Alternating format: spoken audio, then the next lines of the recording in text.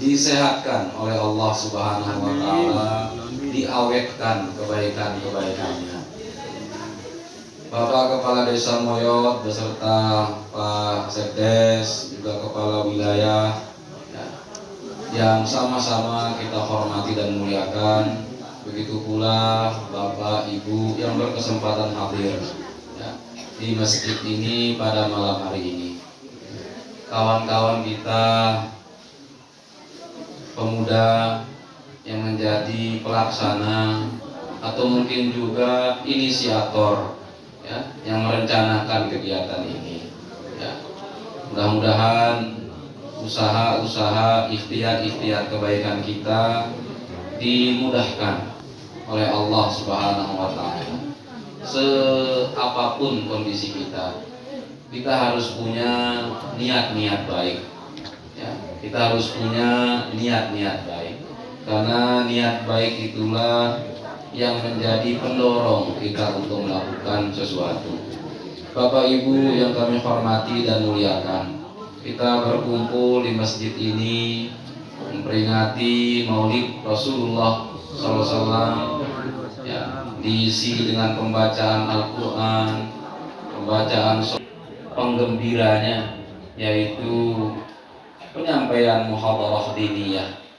Ini semua kalau kita lihat adalah mengembalikan fungsi masjid ya.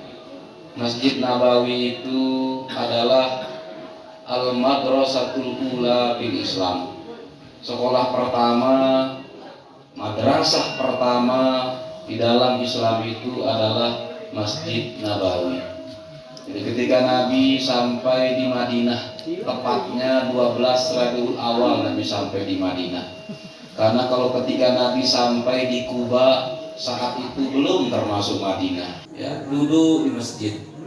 Ya, setelah selesai melaksanakan sholat, gile-gile atau bahkan sering ya, bukan gile-gile, sering Nabi itu duduk di masjid. Ya. Dan duduknya Nabi itu pasti ditemani oleh sahabat-sahabat. Ya.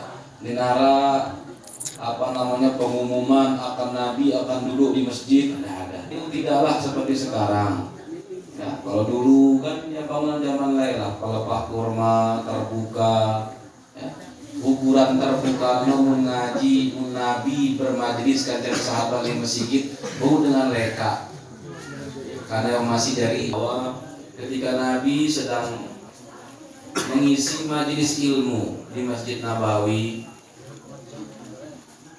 kena liwat 3 orang laki-laki, liwatlah 3 orang laki-laki ya. Setelah melewati dan melihat majelis Nabi, salah suku rekan lelakine langsung milu ngaji di tanah tempat kosong besentabe, isina yang kosong itu langsung milu ngaji. Si duane lanjut ke leka. Lalu laki-laki si dua tarot dada berdua ngena ya. Ngambilin majlis Nabi istahya ilah yang bilinna. Akhirnya apa? Tokol ya, walaupun paling mudi tokna. Si ketelune aja lolos ya leka ya. Lolos leka. Semua itu terjadi dengan penglihatan Nabi dan penglihatan sahabat-sahabat si lain, si ngaji tono. Maka setelah selesai pengajian, Nabi menyampaikan, membacakan kepada sahabat ayat Al-Quran yang diturunkan kepada beliau, wa yu'allimuhum amra dinihim, menjelaskan apa kandungannya, apa persoalan-persoalan keagamaan yang dibutuhkan sahabat saat itu. Karena pengajian agama pada saat Nabi itu lebih mengarah kepada sesuatu yang dibutuhkan, bukan sekedar diinginkan. Lebih mengarah kepada sesuatu yang dibutuhkan, bukan sekedar diinginkan. Ini sesuatu yang dibutuhkan, ini na ketoanang ya. Lalu sesuatu si milik na toja ketoanang ya. Tapi kalau masa sahabat, apa sih ketoanang no? Seringkali masalah si tentu butuhanna penjelasannya. Maka setelah pengajian, Nabi melihat keheranan di sahabat dan Nabi hanya menjelaskan. Ya, Apa sehukum dengan si teluino? Ya. Apa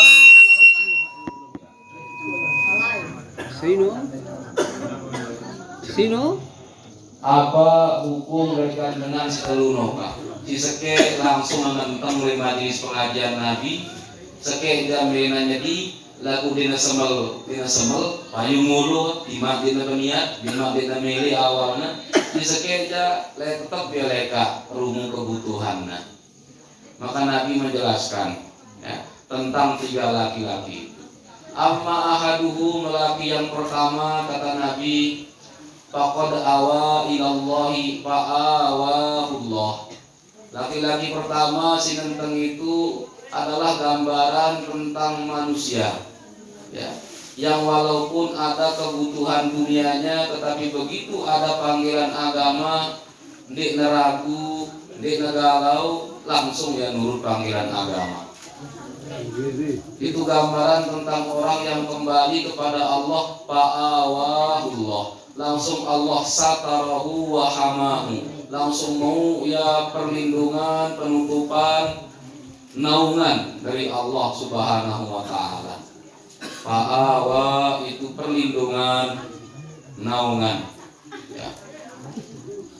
Kemudian laki-laki yang kedua ini, amma sanihima faqad istahya fastahyallahu minhu.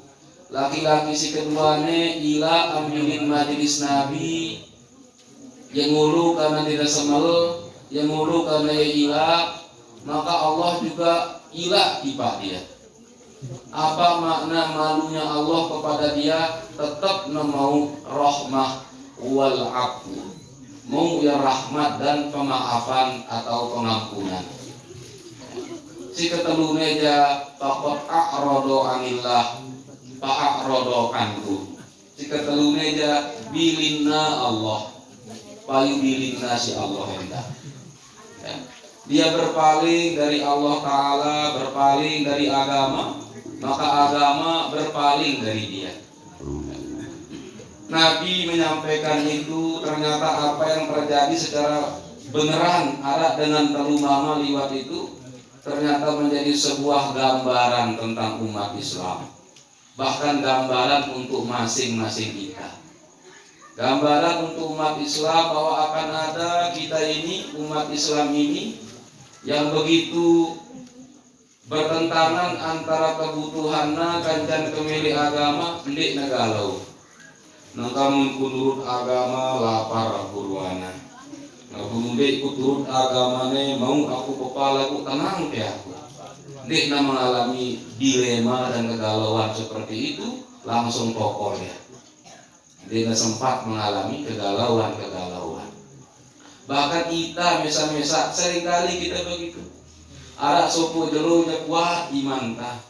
Ada suku jelunya ini kita hadir menghadiri hajatan bukan karena kita milih lagu lebih ke arah kita semel kita penghitan.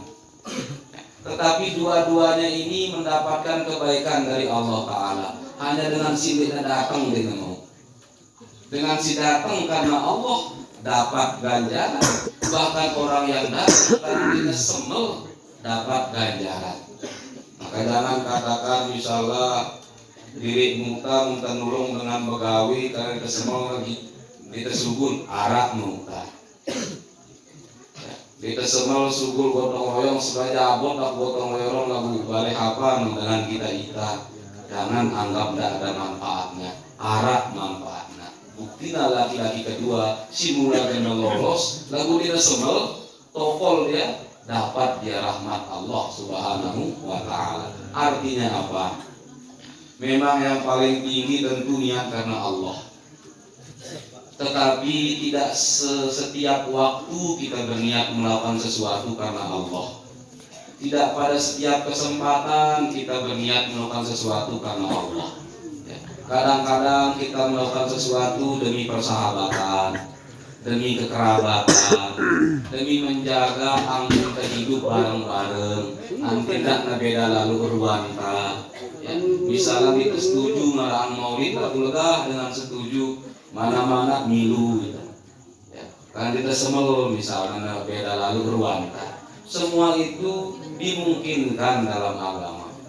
Ya, asal jangan niat yang buruk-buruk.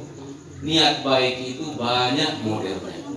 Bahkan niat orang menuntut ilmu itu tidak hanya satu, bisa macam-macam. Pertama, tidak mungkin kita itu bisa ikhlas setiap saat. Tidak mungkin kita itu bisa beramal tanpa sedikit pun riya. Tidak mungkin kita beramal tanpa sedikit pun berpikir yang lain selain keridhaan Allah. Ini manusiawi. Sehingga Allah Subhanahu wa taala dan Rasulullah sallallahu alaihi wasallam menyampaikan gambaran itu kepada kita. Sebagaimana diriwayatkan oleh Imam Al-Bukhari. Maka pelajaran-pelajaran dari satu hadis ini itu luar biasa banyaknya. Pelajaran yang paling zahir itu juga kebaikan. Pelajaran yang kedua, masjid tidak hanya untuk beribadah, tetapi juga untuk berkegiatan, untuk mendidik dan membina. Ya, maka mudah-mudahan ya, di masjid ini apalagi ada informasi akan ada pembangunan masjid di lokasi yang baru. Mudah-mudahan hajatan itu dimudahkan oleh Allah Subhanahu wa taala, walaupun lama perencanaannya, karena kadang-kadang niatul mukmin khairum min amalihi. Niat orang yang beriman itu kadang-kadang lebih bagus dari amalnya. Ini dengan seminggu niat beramal 100.000, ujungnya beramal 10.000. Bagusan niatna banding amalna. Tetapi alhamdulillah. Bahkan kadang-kadang niat orang yang beriman itu lebih baik dari amalnya. Ini dia meniatkan pembangunan masjid bertahun-tahun, ya, bertahun-tahun memendam niat itu. Pelajaran yang ketiga, kalau kita melihat lelaki pertama yang langsung duduk dan mencari tempat kosong, ya, itu menunjukkan apa? Saddul furaj wal khalal, menutup ruang-ruang kosong ketika menuntut ilmu. Bahkan lebih-lebih ketika sholat, itu perkara yang tidak boleh diremehkan. Menutupi ruang-ruang kosong di antara dua orang yang beriman, itu artinya ada usaha mencegah masuknya hal yang tidak baik. Menutupi ruang-ruang kosong termasuk dalam kerja kebaikan. Tidak mungkin semua kita ini maunya mengerjakan satu model kebaikan. Ada banyak tempat-tempat, kesempatan-kesempatan di mana kita bisa masuk di situ. Misalnya yang mengadakan acara ini, si paling mai misalnya selaku milen bagian Nino, ya, selaku milen ini muda ruangan, semua ingin masuk di bagian itu. Ya. Banyak ruang-ruang kosong untuk mengerjakan kebaikan. Tidak semua kita jadi panitia seksi acara. Tidak mungkin semua kita juga sibuk mengurus konsumsi. Tidak mungkin semua kita juga sibuk dengan perlengkapan. Pasti ada ruang-ruang lain untuk mengerjakan kebaikan, menutupi kekosongan-kekosongan itu. Bahkan ketika berjamaah kan sembahyang, ada dua kita diperintahkan. Pertama taswiyatus sufuf, yaitu meluruskan saf. Yang kedua saddul khalal wal furaj, menutupi antara rapat saf. Jadi rapat itu sesuatu, lurusnya saf juga sesuatu. Dan ukuran rapatnya itu diserahkan kepada ukuran rapat menurut urfun kita. Ketika ada hadis tentang merapatkan saf, memang komentar sahabat saat itu arroh saling injak nentah. Makna hampir-hampir saling berdempetan nentanon bin berdempetan. Karena ya arroh yang namanya hampir-hampir berdempetan berarti endik berdempetan. Tapi sahabat sedang menceritakan saat mereka di belakang Nabi, begitu rapatnya hampir-hampir berdempetan, berarti endik berdempetan. Dan ini komentar Ibnu Hajar Al-Asqalani ketika menjelaskan hadis tersebut, bukan komentar saya. Kalau komentar kita siapa kita mau mengomentari hadis? Bahkan Ibnu Hajar Al-Asqalani menyatakan ukuran jarangnya sab itu adalah ukuran si kenapa jarang si tercela. Jarangnya sab yang tercela itu adalah seukuran bau dengan tama. Ini dengan nyelakin ampuna tama. Maka kalau kata Ibnu Hajar, kalau ukuran selebar telapak tangan jarak kaki kita, sudah rapat sab kita. Sudah rapat sab kita. Karena ukuran jarang sab adalah ukuran bau dengan nyelit, bau dengan tama. Dari hadis itu juga gambaran apa? Angkur lagi si pertama langsung di tanah ruang kosong tutupin ya. Dalam sembahyang berjamaah juga begitu. Ya. Pelajaran selanjutnya istihbabut takhatti lisaddil furaj malam yukti. Kata penjelasan hadis. Memang dianjurkan untuk menutupi ruang-ruang kosong antar dua jemaah tersebut. Berjalan dari belakang untuk saf pertama atau saf kedua untuk menutupi ruang itu dengan syarat malam yukti, tidak nyakitin dengan. Ukuran menyakiti itu adalah apa ukuran menyakiti? Yang namanya iza itu bukan sakit badan. Yang namanya iza pertama itu sakit di sini. Badok. Sehingga lainangan itu sudah ada iza, sudah ada sakit. Buktinya Nabi kan ketika menggambarkan tentang musibah itu, duri yang menusuk kaki itu menyakiti. Duri yang menusuk kaki dianggap iza, dianggap musibah. Maka kecil ukuran menyakiti itu, ukuran minimal. Maka silahkan dianjurkan untuk mengisi saf-saf yang kosong, tetapi dengan syarat ketika berjalan dari belakang itu jangan sakiti orang. Makna menyakiti misalnya dengan perbuatan, ya banyaklah modelnya, misalnya langsung lengkap ke ketut batur misalnya tanpa ada sentabe dan seterusnya. Ini batuna lainanganna demi mendapatkan kesunahan, sakit hati kawannya. Andai kata ini bisnis dengan milih untung payu rugi, ya, mengejar yang sunnah tapi dengan menyakiti saudaranya semuslim. Makna bisa menyakiti juga misalnya dengan lewatin dengan sembahyang hanya untuk mengejar saf yang kosong, lengkap saja si sembahyang sunnah. Mau mengejar kesunahan dengan melakukan kesalahan, memang dianjurkan kita, ya, dianjurkan. Pelajaran yang lain tentu saja, ya, tentu saja gambaran tentang hadis itu, tiga laki-laki itu nek nakadu tenilai dengan, tetapi lebih untuk menilai diri sendiri. Sehingga jangan katakan orang yang tidak hadir majelis ilmu dia laki-laki nomor telunya, ya. Berpaling dari agama Allah, nanti berpaling agama Allah dari dia. Jangan. Mengapa jangan? Ya. Si paling nyata tergita karena ini majelis Nabi. Majelis Nabi si bilinna. Lamun sekedar bilin majelis saja kan dia beda jari Nabi. Ya. Jadi tidak bisa disamakan. Ya. Meninggalkan majelis Nabi dan meninggalkan majelis selain Nabi.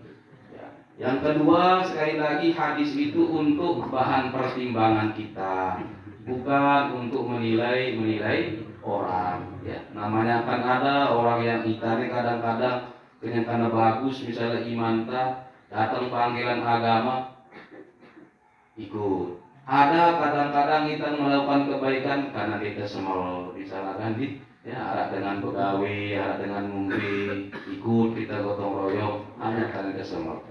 Maka sekali lagi jangan gunakan untuk menilai orang, tetapi gunakan untuk menilai diri sendiri. Bapak Ibu yang kami hormati dan muliakan, ya, coba itu saja yang kita usaha teladani. Tidak mungkin satu manusia bisa meneladani Nabi, karena nilai kenabian itu, sunnah-sunnah yang ada pada Nabi itu hanya mungkin ditanggung oleh umat, bukan oleh salah suku manusia. Ya. hanya bisa dilaksanakan oleh umat, tidak oleh salah suku manusia. Ya. Coba, jadi sekian banyak sunnah Nabi, tentu ada yang bisa kita laksanakan, ada yang susah bagi kita untuk melaksanakannya. Ya. Orang yang lemah misalnya, dia tidak bisa melakukan sunnah yang berkaitan dengan orang kaya. Orang yang kaya misalnya yang kuat, ya tentu tidak bisa melakukan sunnah yang dilakukan oleh orang yang lemah misalnya. Seringkali terjadi seperti itu, maka meneladani Nabi itu sebatas sekuat semampu kita. Wa kulluhum min Rasulillahi multabisun ghurafa minal bahri aw rashafa minad diyami. Semua kita ingin meniru Nabi. Seberapa banyak kita meniru Nabi, seberapa beli alat tekadunya dokai. Ada dengan ngabitai lekan Nabi ngadu ember, maka beli anu. Ada dengan ngadu mana, maka sekedian mau. Nah, tapi yang jelas, ya, semua kita hendak meniru Nabi, dan sesama orang yang meniru Nabi kita jadi sang senggol lah, ya. Karena semua kita hendak meniru Nabi. Pelajaran yang lain dari hadis itu adalah jika kebaikan itu dilakukan berjamaah termasuk majelis ilmu itu, akan datang kebaikan-kebaikan yang lain. Akan datang kebaikan-kebaikan yang lain. Dan ini salah satu hal yang menjadi kekhususan ulama-ulama ahlus sunnah wal jamaah ketika meneladani Nabi. Menggabungkan satu